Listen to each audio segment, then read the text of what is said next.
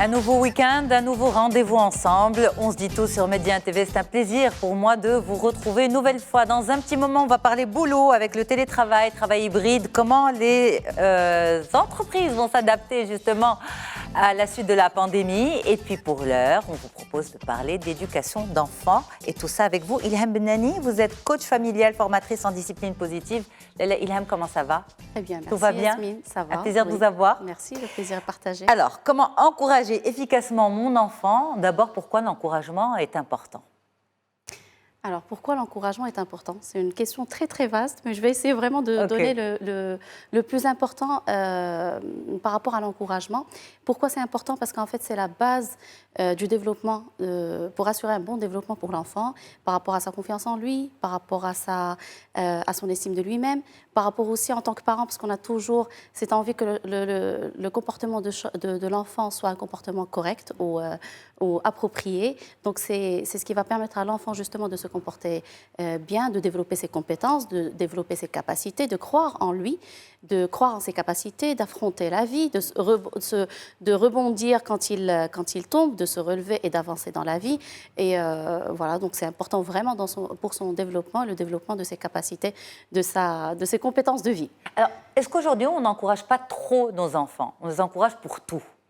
Alors, ça dépend, qu'est-ce qu'on entend par encouragement? Ouais, ok, c'est-à-dire que on se dit, moi je vois ça beaucoup autour de moi, on se dit, les parents se disent, le plus important c'est d'avoir essayé. Maintenant, réussir, pas réussir, on encourage de toutes les manières. Est-ce qu'il faut encourager dans l'absolu? Et il faut justement encourager parce que quand on parle de est-ce qu'il a bien fait ou pas bien fait, ça veut dire on fait focus sur le résultat. Donc oui. on est concentré sur le résultat et pas sur l'effort de l'enfant. Donc soit on va être dans le compliment qui est pas vraiment favorable au développement de l'enfant, soit on va être dans le jugement, dans la critique, et ça non plus, ce n'est pas favorable pour le développement de ses compétences.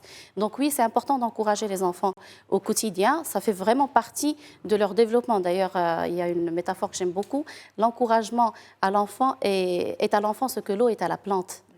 Il a besoin d'encouragement au quotidien de façon vraiment régulière pour qu'il puisse croire en lui et développer ses compétences. Mais en même temps, pour développer ses compétences, il a besoin d'être challengé un petit peu, cet enfant. C'est-à-dire que oui, il a essayé la première fois, ça n'a pas marché, c'est pas grave, bravo, tu as essayé, deuxième fois, bravo, tu as essayé. Mais à quel moment il monte en puissance? Parce qu'il faut qu'il passe à la vitesse supérieure. Bien sûr. Justement, c'est cette notion d'encouragement telle que décrite, on va dire, par la discipline positive, c'est ce qui permet à l'enfant de croire en lui, de développer bien sûr ses compétences, ses capacités, et aussi de s'améliorer, de s'auto-évaluer, de s'améliorer et d'avancer. On ne va pas se limiter à bravo, tu as essayé, c'est bon. Non. Déjà, le bravo, il est on va dire, appliqué avec modération. Ce n'est pas quelque chose qu'on va appliquer au quotidien. Il ne faut pas dire bravo? C'est difficile de dire, il ne faut pas le dire, parce que c'est difficile, c'est instinctif. Voilà, absolument. Mais on ne va pas s'arrêter sur le bravo. Par exemple, je peux dire bravo, tu peux être fier de toi. Je suis dans l'encouragement. Je peux lui dire, ça t'a pris de l'effort, tu as fourni beaucoup d'efforts, tu peux être fier de toi. Qu'est-ce que tu pourrais faire autrement la prochaine fois s'il a eu par exemple une mauvaise note, au lieu de lui dire, écoute, tu es limite un raté, je ne m'attendais pas à mieux que ça de ta part. On est vraiment dans le découragement. On va plutôt, ok, qu'est-ce que tu ressens déjà? Donc je crée une connexion avec mon enfant, je valide parce qu'il doit se sentir très mal, je valide son ressenti. Maintenant, ok, qu'est-ce que tu penses que c'est dû à quoi? Il va peut-être te dire, j'ai pas révisé, j'ai pas été concentré peut-être en classe, etc. J'ai pas fait mes devoirs. Maintenant, qu'est-ce que tu apprends de là et comment tu peux t'améliorer la prochaine fois? Donc cette notion justement d'encouragement, elle donne à l'enfant l'auto-évaluation, ce sentiment de s'auto-évaluer au lieu de porter un jugement. Parce que quand on est soit dans la critique ou le compliment, on est dans le jugement. Donc on pose l'enfant dans une case. On va se concentrer que sur le résultat, pas sur l'effort fourni. Et donc à la longue, on va le décourager. Et on ne va pas lui permettre de développer ce qu'on appelle un référentiel interne de l'enfant, ce que je pense de mes efforts, ce que je pense de ce que j'ai fait et comment je peux améliorer cela. Alors ça, par rapport à l'exemple du rendement scolaire, et c'est très important, il y a aussi l'exemple des sports physiques. Et on voit ça surtout avec les petits garçons, les matchs de foot, etc.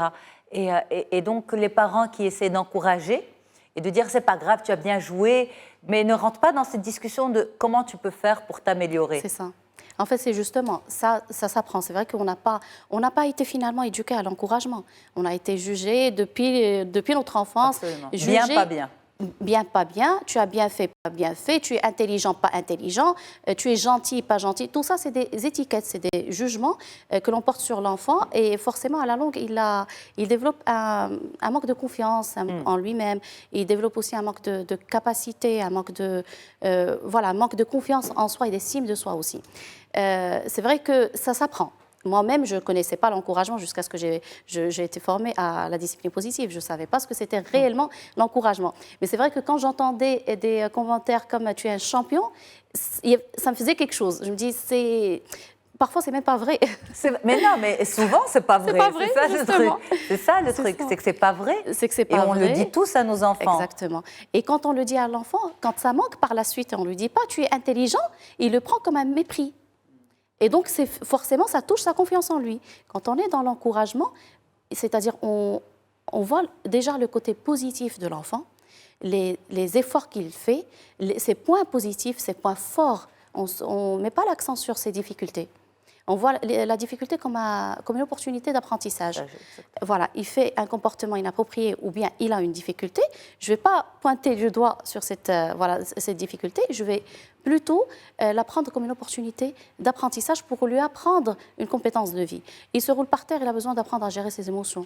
Il tape, il a besoin d'apprendre à communiquer avec la bouche, voilà, en posant des mots sur ce qu'il ressent, sur ses besoins. Donc je vais déjà changer de regard sur ses comportements et les considérer comme des opportunités d'apprentissage. Et en même temps, je vais croire en lui.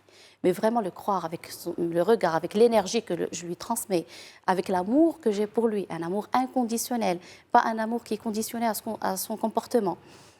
Donc voilà, c'est vraiment tout un chapitre, on va dire, de l'éducation qu'on a finalement appris grâce à l'éducation positive, à la discipline positive.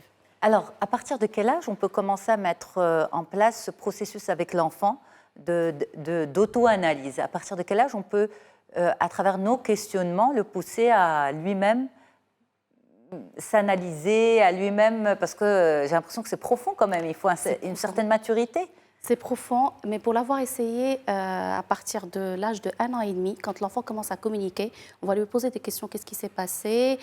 Par exemple, là maintenant, qu'est-ce qui s'est passé? Comment on peut réparer ça? Je vais l'inviter, il a versé de l'eau par terre, je vais l'inviter à essuyer. Je suis en train de l'encourager.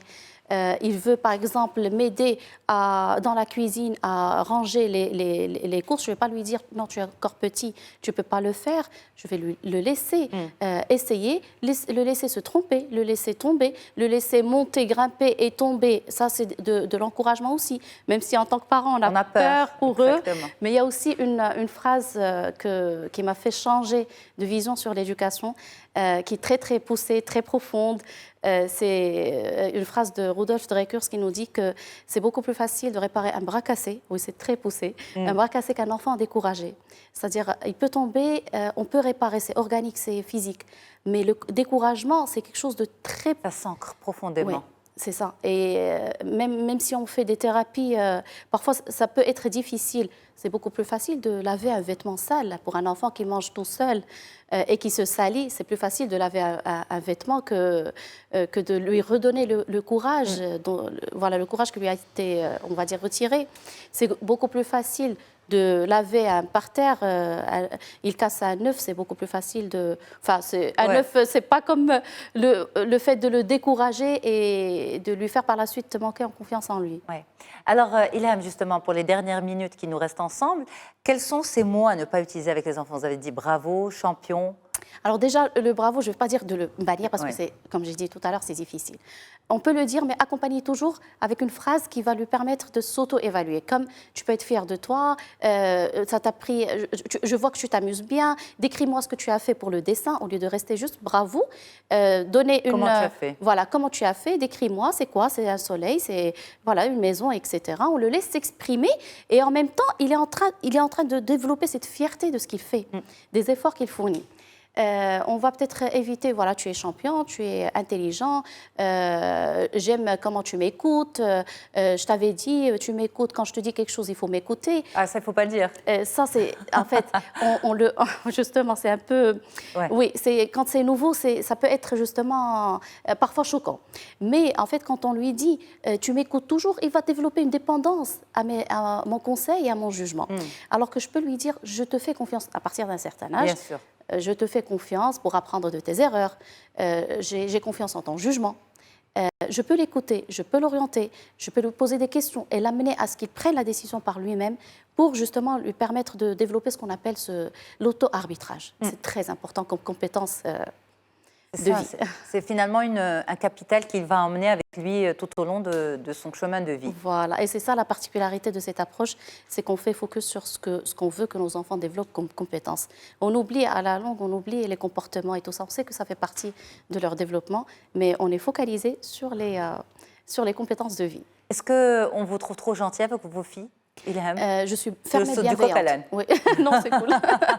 Je suis ferme et bienveillante, aimante, maman aimante, avec un cadre, avec voilà, de la fermeté, c'est ça.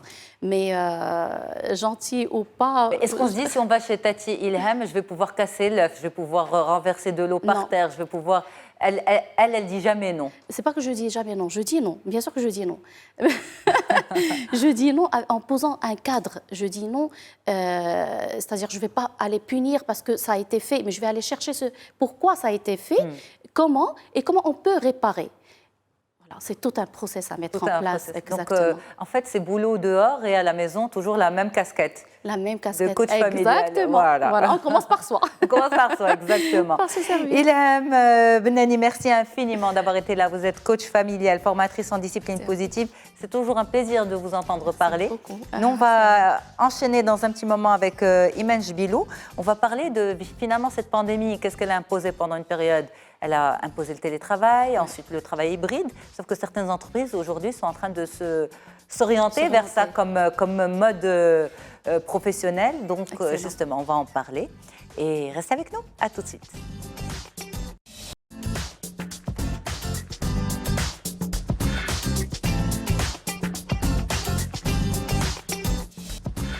Alors justement, si ce sujet vous intéresse, on est là pour en parler avec Imen Jbilou, consultante coach. Ça va, Imen? Très bien. Un plaisir de vous retrouver. Plaisir partagé. Alors, en télétravail, travail hybride, la pandémie a-t-elle vraiment changé le modèle classique? On sait qu'à l'étranger, par exemple, dans différents pays, notamment aux États-Unis, en France, etc., le télétravail s'impose aussi, même si la pandémie s'essouffle, heureusement. Mais voilà, c'est-à-dire que pas toutes les entreprises ont repris le même modèle classique. C'est-à-dire qu'elles ont goûté à autre chose, les salariés ont goûté à autre chose et se disent pourquoi pas. Le boulot a continué à fonctionner, alors pourquoi imposer les 8 heures de travail, le présentiel, etc. Vous pensez que c'est un modèle qui peut marcher chez nous dans le contexte marocain, Imen Jbilou? Alors, au-delà de ce que je pense moi-même, il y a des enquêtes qui ont été faites auprès des salariés, des employés dans différents secteurs, que ce soit le BTP, le commerce ou autres. Et on a vérifié que ces personnes-là se sentent beaucoup plus productifs dans le cadre du télétravail. Mais pas le télétravail à 100%, peut-être un va-et-vient entre du présentiel et du télétravail. D'ailleurs, c'est aussi le modèle, je pense, qui fonctionne le mieux un peu partout dans le monde, pas uniquement au Maroc. De la part des salariés, voilà quel a été le son de cloche. Mais aussi de la part des employeurs, il y en a pas mal qui affirment avoir gagné en productivité. Je veux dire que même les chiffres témoignent d'une évolution et d'un impact positif du télétravail. Donc oui, pourquoi pas au Maroc comme ailleurs. Alors vous le lisez comment justement, cette performance, vous la lisez comment? Est-ce qu'il y a deux cas de figure? Soit les salariés, enfin peut-être que je fais des raccourcis, corrigez-moi si je me trompe, soit les collaborateurs étaient très à l'aise et donc on peut travailler encore mieux à partir de chez eux, soit, étant donné que c'était une pandémie, qu'on a été forcé du jour au lendemain à travailler à distance, on ne savait pas vraiment comment ça allait se développer, c'était il faut que je sauve mon travail et donc je vais me donner davantage. Je crois qu'il y a un peu des deux. Il y a un peu des deux et même d'autres facteurs qu'on n'a pas cités pour l'instant. Le fait d'être en confort a certes contribué à cette performance, j'y arriverai. Donc pourquoi? Parce que, bon, d'abord il y a eu, vous savez, ces dernières années, on a vu les taux d'absentéisme augmenter d'une manière fulgurante. Les gens s'essoufflent, les gens sont en perte de motivation. Il y a tellement de préoccupations autour de nous qui font qu'on est quelquefois dépassé par les événements. Donc, le fait de travailler à partir de chez soi a limité le taux d'absentéisme. C'est-à-dire, même quand on est un peu enrhumé, on ne tente pas le certificat médical. On se dit, bon, c'est pas grave, je suis chez moi, mon j'ai ordinateur. mes grosses chaussettes, Exact. tout va bien, je peux quand même continuer à travailler devant un ordinateur. Il y a eu de ça. Donc, forcément, le fait d'être chez soi en confort a contribué. Mais d'autre part, comme vous dites, le fait de vouloir en fait sauver sa pomme, pour simplifier, pour sauver sa propre situation, a été pour quelque chose dans cette performance. Les personnes se sont données à fond pour cela, mais aussi parce qu'il y a eu réellement du changement et qu'il y a eu un temps d'adaptation. Donc, vous savez, quand on change de cadre, quand on change de paradigme, on est forcé de se donner à 100% pour être sûr de bien maîtriser les process. Donc, à ce niveau-là, cet engouement, cet effort qui a été fourni par la plupart a fait que ces personnes-là ont été beaucoup plus productifs et beaucoup plus efficaces. Alors, sans parler de secteur, oui, mais en parlant de culture d'entreprise, est-ce que c'est ça qui peut jouer en la faveur ou non d'une forme de travail hybride, c'est-à-dire cette confiance qu'on peut avoir vis-à-vis des salariés bien avant la pandémie, vraiment cette philosophie, cette ambiance au travail, cet état d'esprit. Est-ce qu'on est, parce que certaines entreprises sont dans le contrôle, d'autres sont au contraire dans la vraie collaboration. Donc, secteur à part, est-ce que c'est ça qui est déterminant pour adapter ou non le système hybride? Le style de management y est pour beaucoup. Alors, quand on a un style de management qui repose essentiellement sur la confiance, on va forcément avoir beaucoup plus de chances de faire réussir cette forme ou cette formule de travail. Maintenant, il n'y a pas que la culture d'entreprise et le style de management. Il y a aussi la maturité des cadres. Vous savez, quand je suis un jeune cadre qui vient d'accéder à un poste de responsabilité avec une gestion d'équipe, j'ai besoin de voir mon équipe, parce que ça renforce mon statut. Okay. Donc, si je manque de maturité, des fois, j'aurais besoin de ramener mon équipe vers moi à chaque fois. Enfin, je ne suis pas en train de juger certaines personnes, mais il faudrait qu'on soit conscient de ça. Plus on aura de la maturité, plus on aura des cadres qui sont affirmés à leur poste et à leur position, plus on aura une certaine distance vis-à-vis de la présence physique ou non du personnel. On pourrait en tirer quelque chose même à distance. Alors qu'un jeune, jeune pas dans l'âge, peut-être juste en termes de maturité, qui a juste cette envie de confirmer sa position, va avoir besoin d'avoir des personnes autour. Comment, moi, une fois que je suis à la commande, il n'y a plus personne autour de la table, c'est pas normal. Donc, rien que ça, vous savez, je cite un exemple tout simple, rien que ça pourrait des fois influer négativement ou impacter négativement les résultats d'un travail à distance et du télétravail. Absolument. Alors justement, qu'est-ce que l'entreprise a à gagner à mettre en place un système de télétravail hybride ou à 100%? Alors, énormément de choses. Vous savez, déjà, il y a des... Ce qui était inenvisageable il y a encore 2 ans en arrière. Exact, et c'est bien qu'on en parle parce qu'aujourd'hui, je crois qu'il y a une prise de conscience assez générale sur le manque à gagner, je veux dire, ou tout ce qu'on pourrait gagner en adoptant, en tous les cas en partie, le télétravail. Déjà, il y a des économies sur les charges. Je veux dire, en termes de charges, ne serait-ce que d'électricité. Il y a beaucoup d'économies qui pourraient se faire si on déplace le lieu de travail chez l'employé. Ça, c'est sur le côté matériel. Ouais. Mais d'un autre côté, il y a aussi la diminution de la pression. C'est-à-dire que vous avez des employés qui viennent tous les jours, peut-être de distances quand même différentes du travail, des gens qui font 1 heure pour arriver jusqu'au lieu du travail, d'autres qui en font 1h30 ou plus. Donc, ils cumulent un stress. Donc, arrivés au bureau, déjà, ils ne sont plus réellement en état d'être dans l'accueil, dans la bienveillance, dans la productivité, dans l'énergie positive. Donc, voilà, on a déjà une tension qui s'installe. Le fait qu'ils soient chez eux, qu'ils aient éviter ce trajet, éviter tous les tracas qui accompagnent les trajets, les accrochages sur la route, Exactement. etc., le nombre incroyable de feux rouges. Donc tout ça améliore la qualité. Et d'ailleurs, on souligne souvent, quand on parle aux personnes de l'impact positif du télétravail, on va parler de l'évolution du rendement, mais qualitativement. Beaucoup plus que quantitativement. Qualitativement, c'est-à-dire que les choses se font beaucoup plus simplement, on gagne énormément de temps et on gagne en énergie aussi parce qu'on n'a pas à gérer les tensions, les tracas, les conflits, etc. C'est ça. Ben, d'autres entreprises vous diront comment on peut en même temps monitorer le travail, le présentiel, ne serait-ce que derrière l'ordinateur de 8 heures de travail, parce que c'est important, parce que c'est la loi, parce que tous les arguments qu'on sort souvent par rapport à ça. Alors, comment est-ce qu'ils pourraient gérer en fait, et être un peu dans la maîtrise, dans la maîtrise. Oui, alors encore une fois, on va revenir à la notion de confiance. Il n'y a pas réellement de moyen de vérifier que la personne est effectivement 8 heures d'affilée derrière son écran. Ouais. Il y a très peu de façons de le faire. Est-ce que c'est efficace d'être pendant 8 heures derrière son écran? Exact. Déjà. Alors, il faudrait peut-être envisager, pour certaines entreprises, elles en sont déjà conscientes. Il faut adapter. Au lieu que ce soit une évaluation sur le nombre d'heures passées devant son écran ou son outil de travail, passer à un travail par objectif, par mission. C'est-à-dire que le télétravail gagnerait énormément à être associé à des objectifs à la journée ou à la semaine. Si la personne arrive à atteindre ses objectifs quotidiennement ou de manière hebdomadaire, on n'a pas besoin d'aller vérifier si elle a réellement fait 8 heures devant son ordinateur ou pas du tout. Ça devient un détail. Ouais. Donc là, on va réellement ou précisément aller chercher la notion de confiance. C'est la confiance et c'est la flexibilité, l'adaptation, la capacité d'adaptation de l'entreprise. C'est fou parce que ce sujet, finalement, il nous ouvre sur beaucoup d'autres parce que pour que ça fonctionne, il faut qu'il y ait d'abord un management avec beaucoup de maturité.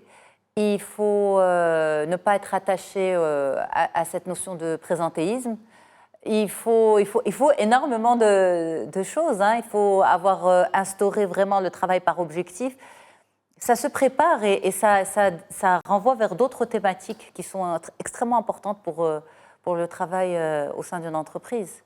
Et ça, au niveau aussi vous accompagnez aussi les entreprises étatiques. Est-ce que les entreprises étatiques pensent aussi à mettre en place ce travail à distance? Alors justement, ma dernière mission en conduite du changement qui a accompagné le Covid justement, donc le télétravail, le travail à distance, a été avec un établissement dont je tairai le nom, mais avec un établissement étatique. Et sérieusement, j'ai été agréablement surprise par la conscience générale, non seulement des dirigeants, mais aussi au niveau de tous les paliers de l'organisme. Les personnes sont de plus en plus au fait du changement, de la flexibilité, de ce que ça peut leur apporter personnellement et ce que ça peut apporter au bien commun ou à l'objectif de l'entreprise ou de l'établissement en lui-même. Donc, il y a une conscience réelle. Bon, c'est vrai, pas à tous les niveaux et pas dans tous les établissements. Ça reste quelque chose d'assez personnel. Des fois, on a un impact. Vous savez, il y a des établissements publics qui sont fortement associés aux dirigeants. C'est-à-dire qu'on a une personnalisation de l'établissement. Tout à fait. Et quand la personnalité est forte, qu'elle soit, je veux dire, avec des valeurs positives ou autres, elle va impacter fortement même les attitudes de tous ses collaborateurs, tous les collaborateurs à toutes les échelles. Donc là, on a ce détachement peut-être du télétravail, cette non-conscience, on n'arrive pas vraiment parce qu'on ne cherche pas à voir ce qui se cache derrière et quel cadeau pourrait se cacher derrière le télétravail. Absolument. Eh bien, Image Billo, merci beaucoup. Vous êtes consultante coach. C'était un plaisir d'échanger avec vous. Et pour ceux qui viennent de nous rejoindre à l'instant, n'oubliez pas que vous pouvez retrouver l'intégralité de cet entretien sur mediantv.com. Au revoir, à très vite.